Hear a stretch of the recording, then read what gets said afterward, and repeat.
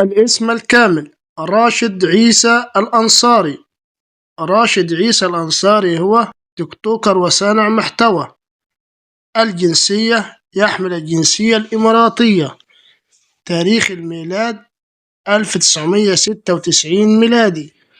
عمر التيك توكر راشد عيسى الأنصاري في عام 2026 هو 29 سنة. الديانة: الإسلام. الحالة الاجتماعية: أعزب. تاريخ وفاة التيك توكر الإماراتي راشد عيسى الأنصاري: اليوم الثلاثاء بتاريخ 10 مارس 2026 ميلادي، الموافق 20 رمضان 1447 هجري.